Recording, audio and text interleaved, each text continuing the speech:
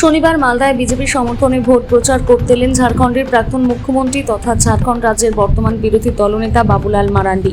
এদিন তিনি হেলিকপ্টারে চেপে মালদায় আসেন। মালদা বিমানবন্দরে হেলিকপ্টার থেকে অবতরণ করেন। হবিপুর বিধানসভার উদ্দেশ্যে গাড়ি চেপে রওনা দেন। সেখানে হবিপুর বিধানসভার বিজেপি প্রার্থী জুয়েল মুর্মুর সমর্থনে নির্বাচনী সভা করেন।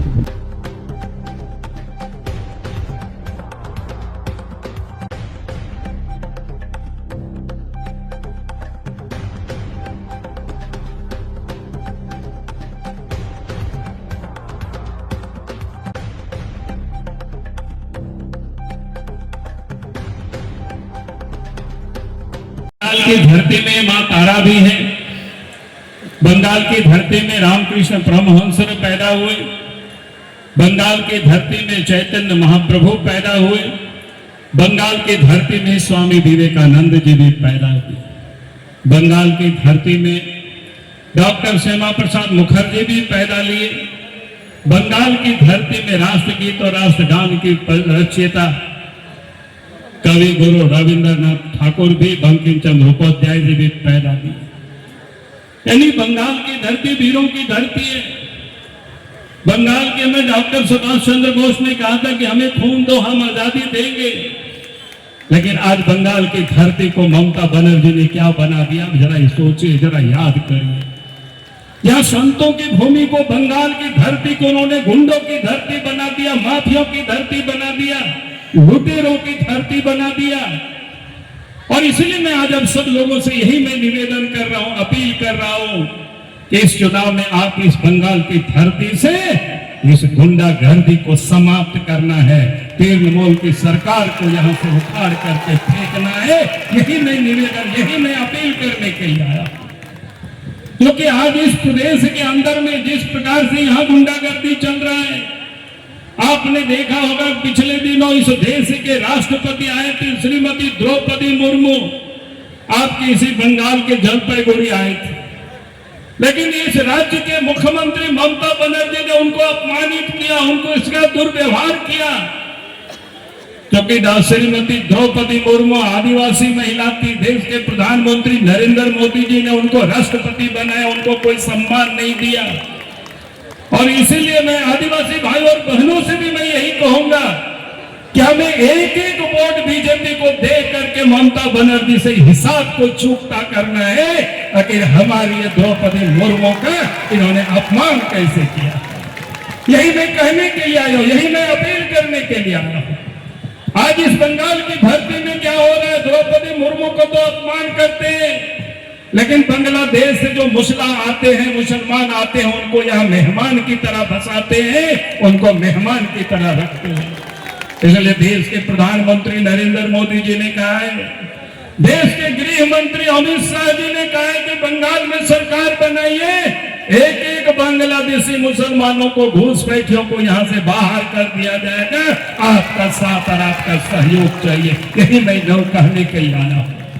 क्योंकि ये चुनाव ऐसा नहीं है कि बंगाल में सरकार बनेगी, इसी के लिए मात्र चुनाव नहीं है।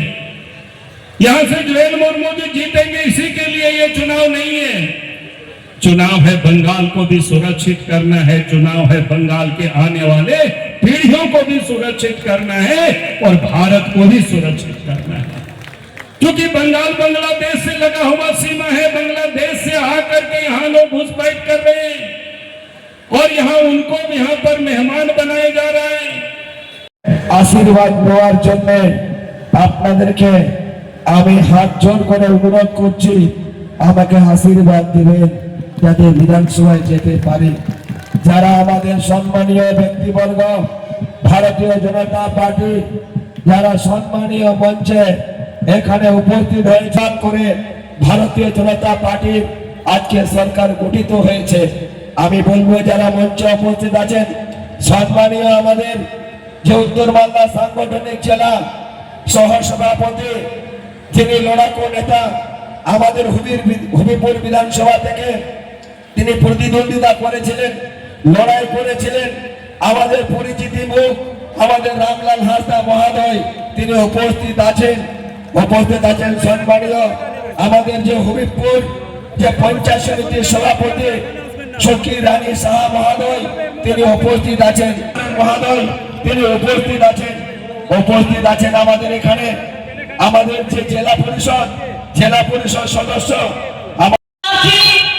এবং গতবারের বিধায়ক জুয়েল মুর্মুর সমর্থনে ঝাড়খণ্ড থেকে আসছেন ঝাড়খণ্ডের প্রাক্তন মুখ্যমন্ত্রী বাবুলাল মারান্ডি মহাশয়। আজকে আমাদের জুয়েল মুর্মুর সমর্থনে দূর থেকে আগত সবাই আসছে, কিন্তু সবচাইতে বড় সমর্থন আমরা এখানে যারা বসে আছি আমরা নিজেরা। আজকে আমরা দেখে গেছি তৃণমূলের যারা প্রার্থী হয়েছে, সিপিএম এর যারা হয়েছে, কংগ্রেসের, ঝাড়খণ্ড পার্টি, এমনিকে এই সমস্ত প্রার্থীদের জন্য আমার খুব দুঃখ হয়। কারণ আদিবাসী সমাজের প্রধান দ্রৌপদী মুর্মুকে আমাদের রাষ্ট্রপতির আসনে বসিয়েছে দেশ স্বাধীন হওয়ার পর আমার প্রধানমন্ত্রী নরেন্দ্র মোদী। কিন্তু সেই রাষ্ট্রপতিকে রাষ্ট্রপতি থেকে শুরু করে আদিবাসী সমাজে পর্যন্ত এরা ছাড়েনি। এরা গঙ্গারামপুরের এক তৃণমূলের পঞ্চায়েত সদস্য, এক আদিবাসী মা যার বয়স ৬২ বছর, সেই মা তৃণমূলের কার্যকরিণী, তাই তিনি বিজেপিতে যোগ দিয়েছিলেন। তার জন্য আজকে চোখের জল পড়ে তাকে দণ্ডি কেটে তৃণমূল পার্টি অফিসে নিয়ে গেছে এই তৃণমূল। তাই আদিবাসী সমাজের জন্য কলঙ্ক। তৃণমূলে আমার এখানে যে প্রার্থী হয়েছে তার জন্য দুঃখ হয় যে তার মেরুদণ্ড এতটুকুও সোজা নয়।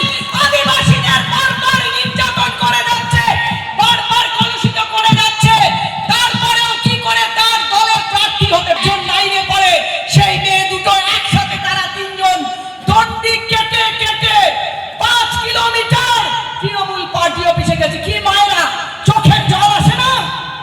তাই বলছি বন্ধুগণ, এবারের ভোট কোনো ভিক্ষা নয়। এবারের ভোট আপনি যাতে মেরুদণ্ড সোজা করে দাঁড়াতে পারেন। তাই এই যে অন্য দল থেকে যারা দাঁড়িয়েছে, এমনিকে ঝাড়খণ্ড মুক্তি মোর্চা, আপনাদেরকে ভুল বুঝিয়ে নিয়ে যাচ্ছে। তাদের কোনো সংগঠন নেই। এত বড় একটা সংগঠন আমার বিজেপি, ভারতীয় জনতা পার্টি, বিশ্বের 1 নম্বর দল। এই দলের ছাতার নিচে আপনারা আসুন, আপনাদেরকে ভুল বুঝিয়ে তারা নিয়ে যায়। সেখানে যাবেন না, তারা দেখবেন একই ছাতার তলে ওই অমল কিস্কুর ছাতে বসে খাওয়া দাওয়া করছে। তাই তাদের কথাই কেউ ভুলবেন না। আজকে আমি এখান থেকে বলে যাই, আপনাদের জন্য জুয়েল মুর্মু একা লড়বে না। আপনারা নিজেদের লড়াই এখান থেকেই চালাই। মা বোনেদের উদ্দেশ্যে বলছি, আমাদের জন্য 50% মহিলা সংরক্ষণ আনেছিল, কিন্তু এই তৃণমূল থেকে শুরু করে কংগ্রেস যত জোট আছে কেউ আমাদের সেই বিলটা পাস করতে দেয়নি।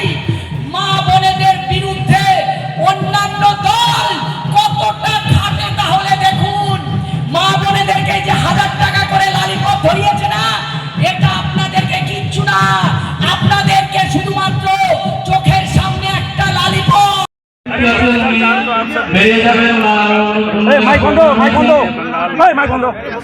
शिक्षक की नियुक्ति में ही कैसे घोटाला हुआ, कैसे पैसा पकड़ा गया, आज भी मंत्री जेल में है।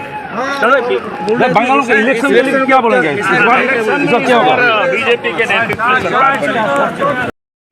দেখুন, বাবুলাল মারান্ডি জনসভা করেছিলেন যে ভারতীয় জনতা পার্টি আসার পর আদিবাসীদেরকে মান সম্মান দিয়েছে, কিন্তু আমাদের যে আদিবাসীর যে মন্ত্রণালয় ছিল না, মন্ত্রণালয় ভারতীয় জনতা পার্টি আদিবাসীদের জন্য তৈরি করেছে।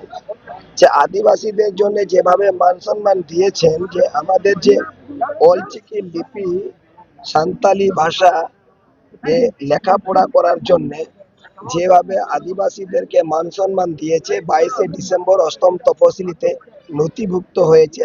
বিভিন্ন আমরা বিধানসভায়, রাজ্যসভায়, বিভিন্ন সংসদে আমরা আদিবাসী দিয়ে কথা বলতে পারছি। যে আদিবাসীদের জন্য যে এইখানে বিভিন্ন রকম আশ্রম, হোস্টেল এবং একলব্য স্কুলগুলো তৈরি হয়েছে, আদিবাসীদেরকে অনেক মান সম্মান দিয়েছে এবং রাষ্ট্রপতি, প্রধানমন্ত্রী তিনি তৈরি করে দিয়েছেন আদিবাসী একজন 1 নম্বর নাগরিক হিসাবে একটা প্রেসিডেন্ট তৈরি করা হয়েছে। এই কথা বলেছে যে ভারতীয় জনতা পার্টি আমাদের যে এই পশ্চিমবঙ্গকে বাঁচানোর জন্য পদ্মফুলকে ভোট দিতে হবে, আমাদের তার জন্য তাদেরকে বলেছে এখানে সরকার তৈরি হবে, সমস্ত রকমের উন্নয়ন হবে, সমস্ত রকমের যারা ঘুষপিটিয়ারা যেন না আসতে পারে, বর্ডারকে সিল করে দিতে হবে। এই যে ফিনিশিং এর মাধ্যম দিয়ে এখানকার মানুষের কর্মসংস্থান হবে, এই কথা বলেছে।